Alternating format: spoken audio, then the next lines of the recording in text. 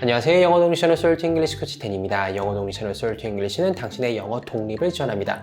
오늘도 지난 시간에 이어서 동명사에 대한 설명을 드려보려고 하는데요. 지난 컨텐츠에서는 동명사에 대한 근본적인 근원적인 설명을 드렸다면 이번 컨텐츠에서는 동명사를 우리가 어떻게 더 세련되게 활용할 수 있는가에 대한 실제적인 방법에 대해서 설명드려보려고 합니다. 오늘 설명드릴 내용은 쉽습니다. 쉽지만 우리 영어 표현의 스펙트럼을 확장시켜 우리가 전달하고 싶은 메시지를 간결하게 전달할 수 있도록 해주는 최고의 방법 중에 하나입니다. 더불어 동명사의 미묘한 뉘앙스 베리에이션과 영어 문장 구조에 대한 설명도 함께 드려보도록 하겠습니다. 오늘도 짧은 시간 동안 우리가 성장하고 우리의 영어 실력이 유창해지는 유익한 시간 만들어 보도록 하겠습니다.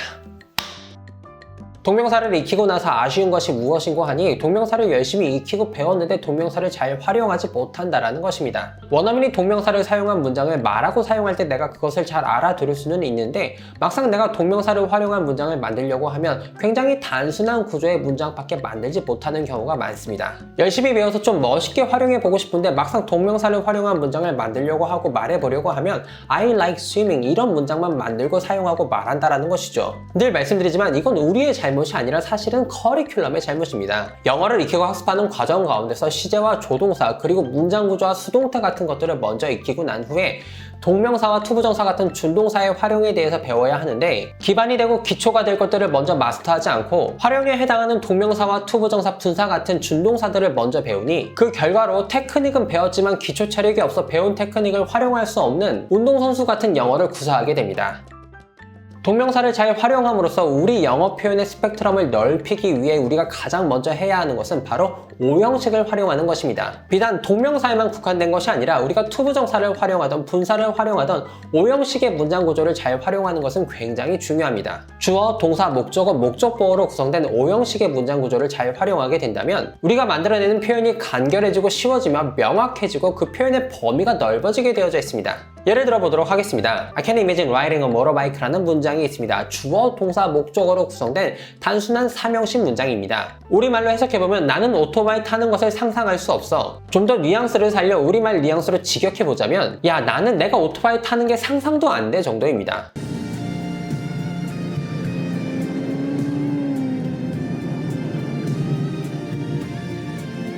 우리가 삼형식으로 표현하는 문장의 한계는 명확합니다. 주어가 상상을 하고 주어가 사랑을 하고 주어가 밥을 먹고 이렇게 주어가 무엇을 하더라 라고 말하는 것이 삼형식이고 이렇게 주어가 무엇을 하더라 라고 말할 수밖에 없는 것이 삼형식의 한계입니다. 하지만 이 세상은 주어만 사는 세상이 아니라 목적어도 살고 있는 세상이고 주어만 무엇을 하는 것이 아니라 목적어도 무엇을 하는 세상이기에 삼형식 문장을 활용하여 주어가 무엇을 하더라 라고 말하는 것만으로는 우리가 원하는 것을 우리의 세상을 다 표현할 수 없게 됩니다. 주어가 목적어가 뭐뭐 하는 것을 좋아하더라, 목적어가 뭐뭐 하기를 원하더라, 목적어가 뭐뭐 하는 것을 기억하더라, 이렇게 목적어의 행동, 목적어의 상태에 연관된 표현도 말하고 살아야 하는 것이 이 세상이고 이러한 표현들을 우리로 하여금 말하게 해주는 것이 바로 오형식 문장입니다. 설명드렸었던 것처럼 많이 말할 수밖에 없고 또 많이 말해야 합니다. 그리고 다행스럽게 그렇게 어렵지도 않습니다. 우리가 만들었던 삼형식 문장에서 작은 터치, 작은 수정 하나만 해주시면 오형식 문장을 정말로 너무나도 쉽게 우리가 만들 수 있고 오형식 문장 만드는 훈련을 우리가 너무나도 간편하게 할 수 있습니다. 방금 예를 들었던 I can imagine riding a motorbike라는 이 삼형식 문장을 나는 오토바이 타는 것을 상상할 수도 없어라는 이 삼형식 문장을 간단한 수정을 통해서 오형식 문장 나는 그녀가 오토바이 타는 것을 상상할 수도 없어라는 문장으로 바꿔보도록 하겠습니다. 방법은 아주 간단하고 쉽습니다. 동사 뒤에 그녀, her만 집어넣어 주시면 되겠습니다. I can imagine riding a motorbike라는 문장에서 imagine이라는 동사 뒤에 her만 집어넣으셔서 I can imagine her riding a motorbike라고 이야기해 주신다면, 말하신다면 아주 간단하게 나는 오토바이 타는 것을 상상할 수도 없어 라는 문장에서 나는 그녀가 오토바이 타는 것을 정말 상상할 수도 없어 라는 문장으로 간단하게 바꾸실 수 있습니다. 주어 I, 동사 imagine, 목적어 her, 목적어 riding으로 구성된 오형식 문장입니다.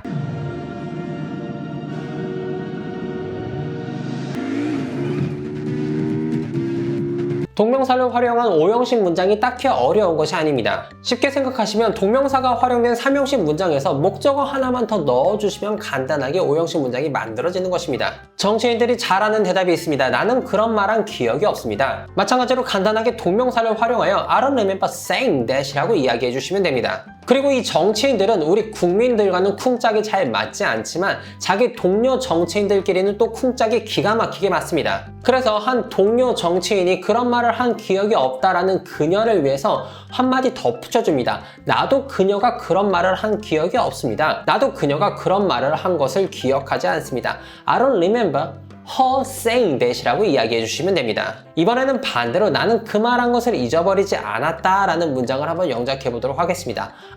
나는 haven't forgotten, 잊어버리지 않았습니다. 지금까지 have pp를 활용해서요. saying that, 그 말한 것을 잊어버리지 않았다 라고 간단하게 영작할 수 있고요. 이 문장을 활용해서 그가 한 말을 잊어버리지 않았다 라는 표현을 한번 영작해 보자면, 예를 들어서 이전에 문재인 대통령께서 음주운전은 살인행위라고 말씀하신 적이 있거든요. 제가 문재인 대통령께서 음주운전은 살인행위라고 말한 것을 내가 잊어버리지 않았다 라는 표현을 한번 영작해 보자면 I haven't forgotten President Moon saying that이라고 표현해 주시고 말해 주시면 되겠습니다. 이어서 완료형 동명사의 뉘앙스에 대하여 설명드려 보도록 하겠습니다. 나는 그 말 한 것을 후회한다 라는 이 우리말 뉘앙스를 영어로는 두 가지 버전으로 표현할 수 있는데요. 첫 번째 버전은 I regret saying that이고 두 번째 버전은 I regret having said that입니다. 두 문장 모두 우리말로 번역해보면 말씀드렸었던 것처럼 나는 그 말한 것을 후회해입니다. 딸이 상습적으로 음주운전을 하는 줄도 모르고 많은 사람들 앞에서 음주운전은 살인행위다 라고 말한 아버님이 이런 말을 할 수 있겠죠. 아무튼 이렇게 과거 상황에 대해서 이야기를 할 때 우리가 동명사를 사용해도 되고 완료형 동명사를 사용해도 괜찮지만 보통은 상황과 컨텍스트가 있기 때문에 그냥 동명사를 사용하던 완료형 동명사를 사용하던 그 의미가 헷갈리거나 혼동되는 일이 거의 없지만 그래도 이 두 문장 사이에는 분명한 뉘앙스 차이가 존재합니다. 비교하여 뉘앙스를 설명드려보자면 I regret saying that은 나는 그 말 한 것을 후회해입니다. 그리고 I regret having said that이라는 문장은 나는 그 말 했던 것을 후회해 라는 문장입니다. 이 번역의 차이를 조금 더 풀어서 설명드려보자면 나는 그 말 한 걸 후회해 라는 문장은 그 말을 방금 한 걸 수도 있다라는 의미입니다. 방금 한 말에 대해서 그 말 했으면 안 됐는데 라고 후회하는 상황일 수도 있다라는 것이죠. 하지만 having said that, 나는 그 말 했던 것을 후회해 라는 뜻은 내가 한 말이 어떤 과거 특정 시점의 코멘트였고 방금 내뱉은 말일 가능성은 전혀 존재하지 않습니다. 그리고 상황적으로 내가 내뱉은 이 과거의 표현이 지금에 와서 문제가 되고 있는 상황에서 having said that이라고 이야기할 가능성이 굉장히 높습니다. 짧게 정리해 보도록 하겠습니다. 무언가 과거의 행위를 우리가 단순 동명사로 표현하는 것이 아니라 완료형 동명사로 표현한다면 그 완료형 동명사로 표현된 과거의 행위는 현재에 강력한 영향력을 끼치고 있다는 것이고 그냥 단순히 동명사로 과거의 행위를 표현할 때보다 완료형 동명사로 과거의 행위를 표현한다면 이 행위가 과거에 일어났었던 일임을 훨씬 더 분명하게 표현해 줄 수 있습니다. 왜냐하면 I regret saying that이라고 이야기한다면 지금 말을 하면서도 이 말을 후회하고 있는 중이라는 뉘앙스도 우리가 표현을 할 수 있게 되는데 I regret having said that이라고 표현을 하게 된다면 지금 말하면서 후회하는 것이 아니라 내가 과거에 했었던 그 발언을 후회하고 있다는 뉘앙스가 훨씬 더 분명해지거든요. 동명사와 완료형 동명사의 뉘앙스를 구분하지 않아도 우리의 삶에서 혼동이 발생할 가능성은 극히 적으나 필요에 따라 구분하여 사용하실 수 있게 된다면 우리의 영어가 한층 더 깊은 사람의 마음과 상황도 표현할 수 있게 되는 것이 사실이니 한 분 한 분의 영어 독립군들께서 구분하여 더 성숙한 영어를 사용하실 수 있게 된다면 행복하겠습니다. 마지막으로 동명사를 언제 사용하는지에 대해서 설명드려 보도록 하겠습니다. 우리말도 그렇듯이 영어라는 언어도 똑같은 상황을 여러 가지 방법으로 표현할 수 있습니다. 예를 들어서 그는 돈 훔친 것을 부정했다라는 문장을 영어로 한번 표현해 보도록 하겠습니다. He denied stealing money 이렇게 간단히 동명사를 사용하여 표현할 수도 있고 He denied stole money 이렇게 접속사 that을 활용하여 목적어를 단순하게 동명사로 표현하는 것이 아니라 문장으로 표현할 수도 있습니다. 동명사를 목적어로 사용했냐 아니면 문장, 명사절을 목적으로 사용했냐의 차이만 있을 뿐 똑같은 삼형식 문장입니다. 단어 수로 비교해보자면 첫 번째 문장은 4단어로 이루어져 있고 두 번째 문장은 6단어로 이루어져 있습니다. 이마저도 보통 글쓰기가 아니라 실생활에서 말을 하는 상황이라면 접속사 that은 생략하고 말하는 경우가 굉장히 많으니 어떻게 보면 5단어라고 말할 수도 있겠습니다. 언뜻 보면 큰 차이가 아닐 수도 있지만 영어라는 언어는 단어의 숫자와는 무관하게 문장이 몇 개이냐에 따라서 말을 하는 사람도 그리고 듣는 사람도 문장이 복잡하다, 복잡하지 않다를 체감하는 그 정도가 아주 달라지게 됩니다. 단지 두 단어, 어쩌면 한 단어 차이일지도 모르지만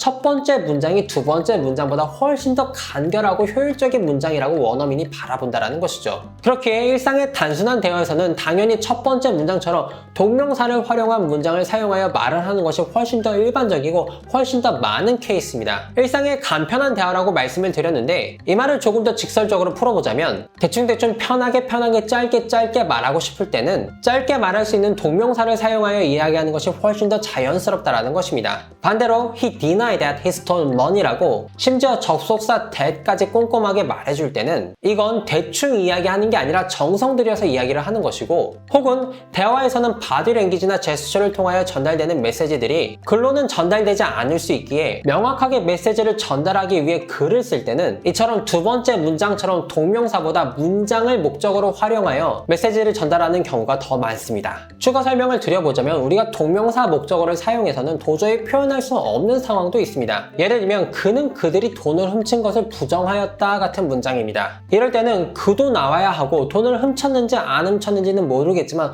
어쨌든 그들도 나와야 하는데 이러한 경우에는 단순히 동명사 하나로 이 모든 상황을 표현하는 것이 불가능하기 때문입니다. 그가 그들이 돈을 훔친 것을 부정했다라는 문장을 간단하게 영작해보면 He denied that they stole money라고 표현할 수 있는데 이 문장의 목적어 that they stole money, 그들이 돈을 훔쳤다는 것을 이라는 이 부분을 단순히 우리가 동명사로 표현할 수 없다라는 것이죠. He denied stealing money라고 표현을 한다면 등장인물이 한 명뿐이 없습니다. 그냥 그가 돈 훔친 것을 부정한 것입니다. 하지만 그가 그들이 돈을 훔친 것을 부정하였다라는 이 상황은 등장인물 자체가 he, 그뿐만 있는 것이 아니라 그들도 있기에 상황이 훨씬 더 복잡하고 표현해야 할 구성 요소도 많아지기에 단순히 동명사 하나로 이 모든 상황을 표현할 수는 없다라는 것이죠. 즉, 간결하게 동명사만으로 우리가 모든 상황을 전달할 수 있고 모든 메시지를 전달할 수 있는 상황이라면 단순하게 동명사를 사용해 주시면 되는 것이고 자세하게 메시지를 전달하고 싶다면 혹은 간결하게 말하고 싶지만 상황이 복잡하여 단순하게 동명사 목적어 하나를 사용하는 것으로는 주어진 상황을 충분하게 전달할 수 없다면 조금 더 복잡해지지만 문장을 하나 더 사용해서 상황을 전달한다. 이렇게 기준을 정해주신 후 나의 문장을 만들어 나가시면 상황에 맞게 그리고 나의 의도를 적절하게 전달하는 좋은 문장들로 좋은 영어 대화를 하실 수 있게 됩니다.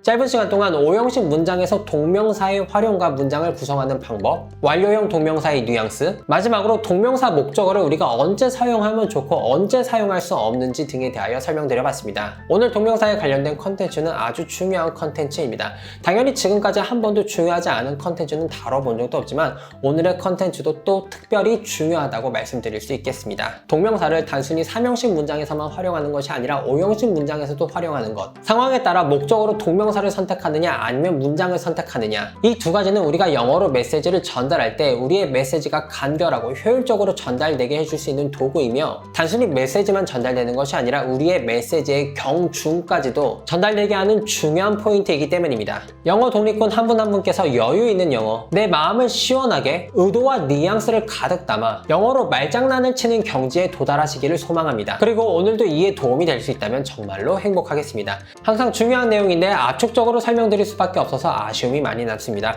하지만 궁금하신 부분 댓글 남겨주시면 정성과 친절 가득한 답변 올려두도록 하겠습니다. 오늘도 우리의 영어가 성장하는 유익한 시간 솔트 잉글리시 코치 댄이었습니다.